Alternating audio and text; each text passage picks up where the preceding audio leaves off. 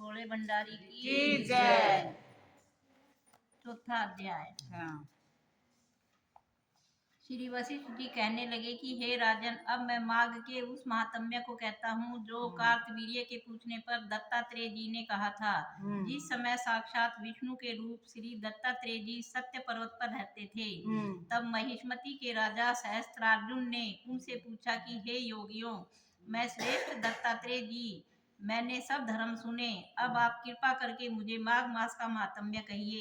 तब दत्तात्रेय जी बोले, जो नारद जी से ब्रह्मा जी ने कहा था वही माघ महात्म्य मैं तुमसे कहता हूँ। इस कर्म भूमि भारत में जन्म लेकर जिसने माघ स्नान नहीं किया उसका जन्म निष्फल गया।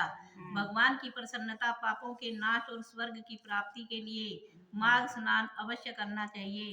यदि यह पुष्ट शुद्ध शरीर माघ स्नान के बिना ही रह जाए तो इसकी रक्षा करने से क्या लाभ। जल में बुलबुले के समान, मक्खी जैसे तुच्छ जंतु के समान यह शरीर माघ स्नान के बिना मरण समान है।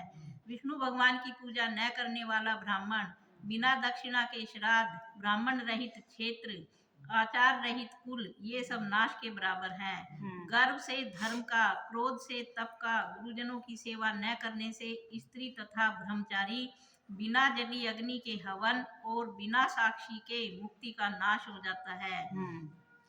जीविका के लिए कहने वाली कथा, अपने ही लिए बनाए हुए भोजन की क्रिया, शूद्र से भिक्षा लेकर किया हुआ यज्ञ तथा कंजूस का धन, यह सब नाश के कारण है। बिना अभ्यास और आलस्य वाली विद्या, असत्य वाणी, विरोध करने वाला राजा, जीविका के लिए तीर्थ यात्रा, जीविका के लिए व्रत, संदेह युक्त मंत्र का जप, व्यग्र चित्त होकर जप करना, वेद न जानने वाले को दान देना, संसार में नास्तिक मत ग्रहण करना, श्रद्धा बिना धार्मिक क्रिया, यह सब व्यर्थ हैं। और जिस तरह दरिद्री का जीना व्यर्थ है, उसी तरह माघ स्नान के बिना मनुष्य का जीना व्यर्थ है। ब्रह्मघाती, सोना चुराने वाला, मदिरा पीने वाला, गुरु पत्नीगामी और इन चारों की संगति करने वाला माघ स्नान से पवित्र होता है। जल कहता है कि सूर्योदय से पहले जो मुझसे स्नान करता है, मैं उसके बड़े से बड़े पापों को नष्ट करता हूँ। महापातक भी स्नान करने से भस्म हो जाते हैं।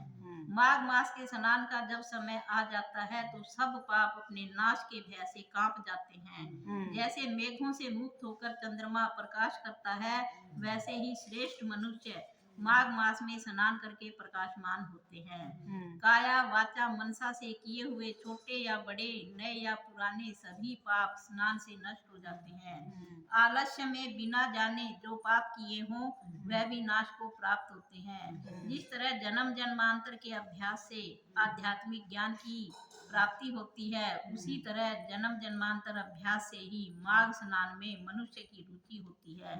यह अपवित्रों को पवित्र करने वाला बड़ा तप और संसार रूपी कीचड़ को धोने की पवित्र वस्तु है। हे राजन, जो मनवांछित फल देने वाला माघ स्नान नहीं करते, वह सूर्य चंद्र के समान भोगों को कैसे भोग सकते हैं। हर हर महादेव। हर हर महादेव। हर हर महादेव।